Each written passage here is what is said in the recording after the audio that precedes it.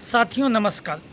जैसा कि अभी तक सबको पता ही हो गया होगा कि सुप्रीम कोर्ट में जो यूजीसी नेट री एग्ज़ाम कैंसिल करने की पीआईएल दायर की गई थी, उसे सुप्रीम कोर्ट ने रिजेक्ट कर दिया गया।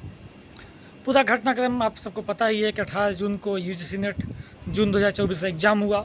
19 तारीख को मिनिस्ट्री ऑफ एजुकेशन ने इस बेस पे कि पेपर लीक हुआ है, रद्द कर दिया पेपर। फिर एनटीए द्वारा री एग्ज़ाम का शेड्यूल जारी किया गया। 21 अगस्त से लेकर 4 सितंबर डेट दी गई थी री एग्ज़ाम की।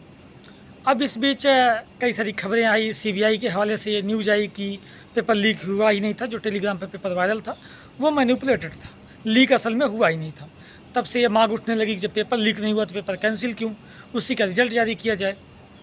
और इसी संबंध में एक वकील साहब सुप्रीम कोर्ट गए थे, पीआईएल दाखिल किए थे। अब सुप्रीम कोर्ट ने यह पीआईएल यह कहकर रद्द कर दी कि आप क्यों आए हैं, जिन बच्चों का हुआ है ऐसा मसला, जो बच्चे हैं उसमें पार्टिसिपेट किए हैं, एस्पिरेंट्स हैं, वो आएँ, उसके आधार पर हम देखेंगे।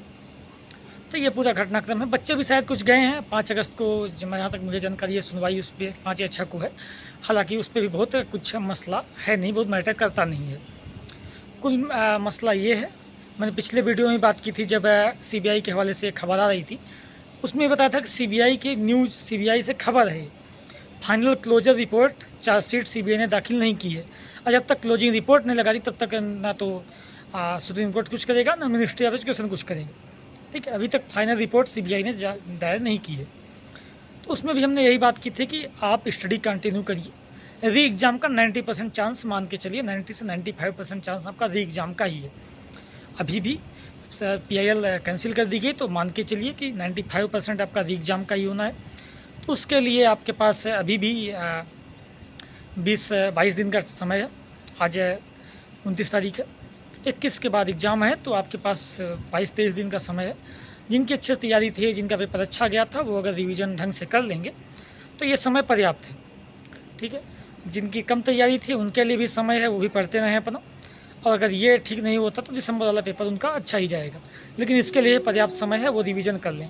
पेपर 1 और पेपर 2 दोनों आपका जो भी विषय है उसको ढंग से पढ़ लीजिए। 20-22 दिन का समय है, रिवीजन करते रहिए, किसी भ्रम में मत पड़िए। देख रहा हूँ कि सुप्रीम कोर्ट ने पीआईएल कैंसिल कर दिया, इस पर भी कई सारे एजुकेटर्स, कई सारे चैनल्स पर 2-2 घंटे की वीडियो पढ़े हैं, 1-1 घंटे की वीडियो पढ़े हैं, 3-3 टीचर आके उसको समझा रहे हैं, पढ़ रहे हैं। तो उस चक्कर में मत पड़िए। उसको देखने से अच्छा है कोई वीडियो उठा के उन्हीं की जो पढ़ाई की वीडियो किए हैं, आपके विषय की बात की हैं, वो देख लीजिए। ठीक है, ये पूरे पंचायत, ये पूरे डिस्कशन देखने जगह आप अपने इसके पढ़ाई पे ध्यान दीजिए, स्टडी पे ध्यान दीजिए, वो बेहतर रहेगा। किसी अफवाह, किसी भ्रम में मत पड़िए। री एग्ज़ाम का पूरा आप तो वही चांस बन रहा है।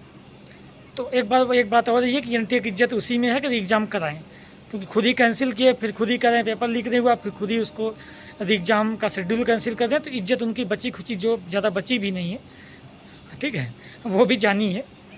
तो उनकी इज्जत इसी में बची रहेगी कि री एग्ज़ाम कराएँ। और मुझे पूरा उम्मीद वही है कि एग्ज़ाम कराएँ, नैतिक रूप से सही हो गलत हो वो अलग चीज़ें हैं, लेकिन ठीक है। तो ये है कि स्टडी करिए, कंटिन्यू करिए। ठीक, धन्यवाद।